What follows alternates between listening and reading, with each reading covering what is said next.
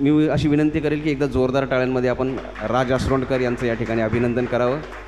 मी नवरंगी क्लासचे आमचे संस्थापक अध्यक्ष आमचे कॅप्टन भरतभाई यांना विनंती करतो की आपण सगळ्या टीमच्या वतीनं राज असरोंडकर यांचं अभिनंदन या ठिकाणी करावं. मी अत्यंत आदराने आमंत्रित करतो राज असरोंडकर यांना. नवरंगी बंधू आणि भगिनींनो, तुम्ही सगळे कलाप्रेमी आहात. सगळ्यात जास्त आपले भरतभाई हे संगीतावर प्रेम करणारा माणूस आहे आणि आपल्याला अनेकदा कार्यक्रम घ्यायचे असतात तर त्यावेळेस हॉल किंवा सभागृह हा फार मोठा प्रश्न असतो. एकतर आपण सगळे हौशी कलावंत आहोत, त्यातल्या त्यात रिकामी खिशे असलेले कलावंत आहोत.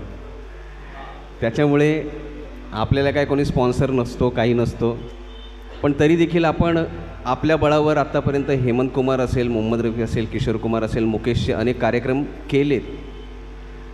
तर खूप आनंदाची गोष्ट आहे की उल्हासनगरमध्ये तुम्ही सिंधू भवन हे सभागृह पाहिलं आहे, हॉल पाहिला आहे. अशा पद्धतीचं एखादं ऑडिटोरियम उल्हासनगरमध्ये असणं आणि ते खास करून आपल्यासारख्या कलाप्रेमी लोकांच्या कामी येणं हा मूळ उद्देश होता. पण उल्हासनगर महानगरपालिकेचे काही राजकारणी अधिकारी यांनी मिळून त्यांचा वेगळा बाजार मांडायचा प्रयत्न केलेला की सर्वसामान्य माणसाला तो परवडू नये. म्हणजे जिथे आम्ही 5-10 हजाराचं बजेट करून कार्यक्रम करण्याचा प्रयत्न करतो तिथे जर हॉलचं भाडं 18-20 हजार असेल तर तो कार्यक्रम करावा की न करावा इथून सुरुवात होते. पण खूप आनंदाची गोष्ट आहे की 18 हजाराचं भाडं राज असरोंडकर, कायद्याने वागा लोक चळवळीचे संस्थापक अध्यक्ष, नवरंगीचे आजीव सदस्य आणि सगळ्यात महत्त्वाचं म्हणजे आपल्या सगळ्यांचे तज्ज्ञ मार्गदर्शक, लाडके गायक, दिग्दर्शक यांनी कलावंतांसाठी उल्हासनगरमधल्या फक्त आपणच नाही कुणीही असो की त्यांना एक चांगलं दालन उभं राहावं, एक प्लॅटफॉर्म मिळावा म्हणून ते भाडं आता आपल्याला 3 तासाकरिता 5 हजाराच्या आतमध्ये असणार आहे. त्याच्यामुळे आता आपल्याला खुर्च्या मांडा, स्टेज लावा, हॉल बघा, या सगळ्या गोष्टी आणि ते म्हणजे AC सह आहे ते आपल्याला. ही खूप आनंदाची गोष्ट आहे.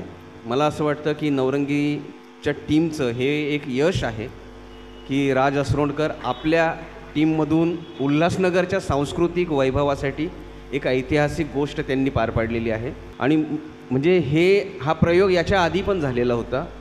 टाऊन हॉलचं जे भाडं आहे ते खरं तर लोकांना न परवडणारं 50-60 हजार भाडं होतं, पण राज सरांनी उपोषण करून शासनाच्या मागे लागून नियम कायदे दाखवून त्यांना हे भाग पाडलेलं की ते 6 किंवा 7 हजारात पडावं. काही वर्ष ते चाललं, पण पुन्हा राजकारण्यांनी उचल खाल्ली, ते आता 25 हजार केलं आहे रविवारी कलावंतांसाठी, सांस्कृतिक संस्थांसाठी. पण आता तो लढा सुरू आहे की ते 25वरनं आम्ही पुन्हा जसं 18चं 5वर आणलं आहे ते 25चं आम्ही 8-10वर आणणार, हा शब्द इथे देतो.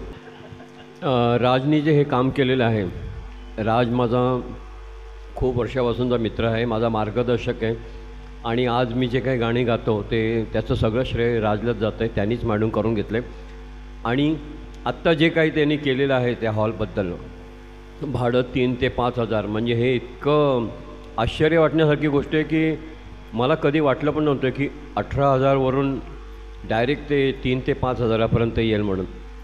आणि उल्हासनगरमध्ये एवढे कराओके क्लब आहेत, त्या सर्वांसाठी ही आनंदाची गोष्ट आहे का त्यांना जेव्हा कधी शो करायचा असेल तर त्यांनी तो हॉल बुक करू शकतात आणि तुम्हाला तो हॉल फक्त 3 ते 5 हजारामध्ये AC हॉल, एवढा मोठा डेकोरेटिव्ह हॉल आहे. तुम्हाला तिथे काही करायची गरज नाही आहे. इव्हन तिथे खुर्च्या पण सर्व लावलेल्या आहेत. आम्ही प्रोग्राम केलेला आहे आणि पूर्ण उल्लासनगर कराओके सर्व जितने भी उल्लासनगर में कराओके क्लब है सबको है कि वहाँ पे अभी हॉल बुक कर सकते हैं. 3 से लेके 5 हज़ार तक हॉल आपको मिलेगा 3 घंटे के लिए. कुर्सी है, स्टेज है, स्पीकर है, AC है, सब कुछ है और ये बहुत अच्छी बात है और ये सब इनके कारण हुआ है. मैं चाहता हूँ कि ये 2 शब्द आपको कहे. नाही, काही मोठी गोष्ट नसते. फक्त शहरातल्या जे लीडर्स आहेत किंवा प्रशासन असतं तर त्यांचं हे रेग्युलर काम आहे की महानगरपालिका जी असते ती लोकांना सर्व्हिस देण्यासाठी असते. पण आपल्याकडे टोटली आता कमर्शियल पॉलिटिक्स झालेलं आहे आणि ते कमर्शियलायझेशनचा फटका आपल्या सगळ्यांना पडतो. सिंधू भवन हे सांस्कृतिक कार्यक्रमासाठी त्यांनी बांधलं आणि त्याचं दिवसभराचं भाडं त्यांनी 18,000 ठरवलं.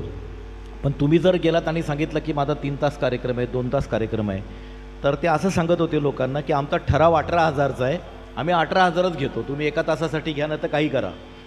तर हा म्हणजे एक प्रशासनिक मूर्खपणासुद्धा होता.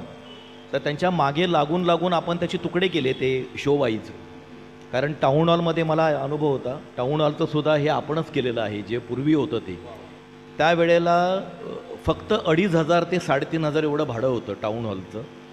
ते आज उल्हासनगरमध्ये जे कलावंत आहेत त्यांनी लक्ष न दिल्यामुळे ते 25,000 केलेलं आहे पॉलिटिकल लोकांनी एका शोचं भाडं. आणि हे पण रविवारचा जो दिवस आहे टाऊन हॉलचा, हा रविवारचा दिवस कार्यक्रमांसाठी, कल्चरल कार्यक्रमांसाठी आरक्षित आहे, राखीव आहे. तिथे रविवारच्या दिवशी कल्चरल शिवाय दुसरे कुठलेही कार्यक्रम करू नयेत असा ठराव आहे. तरीसुद्धा तिथे लग्न वगैरे काय काय कार्यक्रम केले जातात आणि मग त्याला 5-5 लाखाची मोनोपॉली, डेकोरेशन वगैरे मिळतं. त्यामुळे मग कार्यक्रमांना हे हॉल मिळत नाहीत. तर आपण तो केला होता, तो 25,000 पॉलिटिकल लोकांनी केला आहे.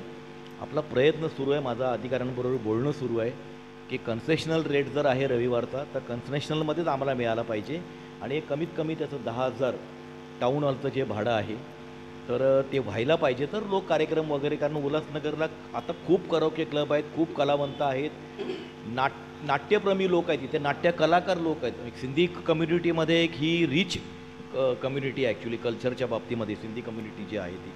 तर नाटक, गाणी वगैरे ह्या सगळ्या बाबतीमध्ये सुद्धा आपण एकत्र येऊन जर आवाज उठवला तर जसं सिंधू भवनच्या आता शो वाईज भाडं झालेलं आहे तर तसं आपण टाऊन हॉलचं सुद्धा करू शकतो. आणि आपला पुढचा प्रयत्न हा सुरू आहे की शहरामध्ये मिनी ऑडिटोरियम असावीत, म्हणजे 50-100 सिटिंगची कॅपॅसिटीची. कारण सगळ्यात लोकांना मोठमोठे कार्यक्रमाची त्यांची हे नसते, कॅपॅसिटी नसते. तर मिनी ऑडिटोरियम असली पाहिजेत जिथे फक्त गाणीच नाहीत तर साहित्यिक वगैरे जे कार्यक्रम आहेत तर ते सुद्धा करता येतील. तर ते सुद्धा आपलं पुढचं टार्गेट आहे.